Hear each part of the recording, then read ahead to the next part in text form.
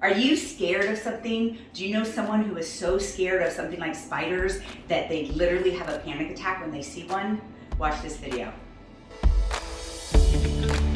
Dr. B here with our series on demystifying the DSM. And today we're going to be talking about specific phobias, which is one of my fun topics that I talk about.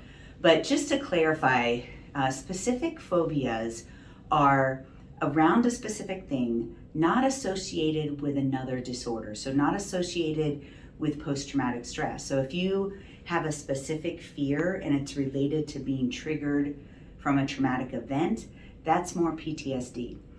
Specific phobias are usually something very specific and isolated with no real understanding as to why. Claustrophobia, people who are scared to fly. These are kind of common specific phobias. And we often kind of joke like, just stop it, just do it. Face your fears, overcome it. And there's actually a type of therapy called systematic desensitization where you do that. But you don't just want to force somebody to go on an airplane who is very scared of going on an airplane, because if they do have a panic attack in the middle of the air, it's going to cause a lot of, at minimal, drama on the airplane. So what you do is more of a systematic desensitization where you maybe go to a museum where you can sit in an airplane. You get yourself into close spots. You ask your doctor maybe for an as-needed medication to take while you go on a plane, so that if you start to panic while you're in the air, that you can take that. So that's one of the things that we would do here at Mentally Strong if it was just like this isolated specific phobia.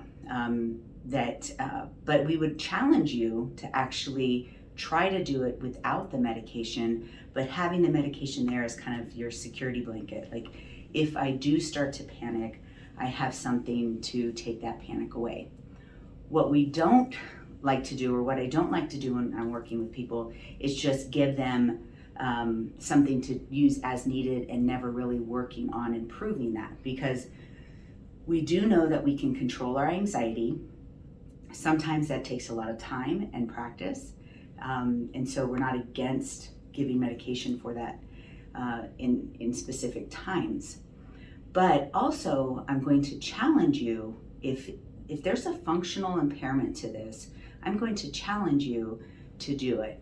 And I hope my mom's not watching, but I'm going to use my mom as an example of being afraid of airplanes. And she literally would not get on an airplane to come visit me. And her and her husband got an RV and they drove out to visit us. They would drive, which was a 36-hour drive. They would rather drive 36 hours than be on a plane for 4 hours. And so in that challenge, I would always try to challenge her, and my mom is not going to listen to her daughter.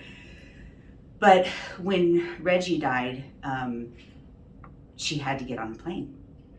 And she got on a plane and she did use a medication to do that.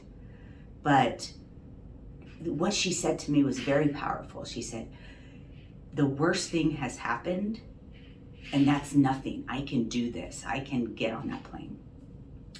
So, of course, I have to make everything emotional. Specific phobias, you should try to challenge yourself, but it's not absolutely necessary until it is, right? So if she would have refused to get on a plane that day, that would be a major functional impairment in her life. But she did it. She had to do it. She did it. So, that's kind of how you judge whether you need to really work on this.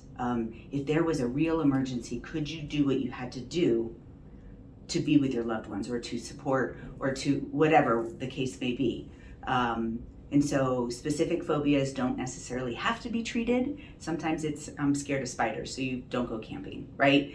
But think about it, examine it. Do you need to treat that? And if you do, challenge yourself to treat that. All right, for more free content, Like, follow us, subscribe, push that little bell button so that you get notified when more free content is out there. Remember, you are mentally strong.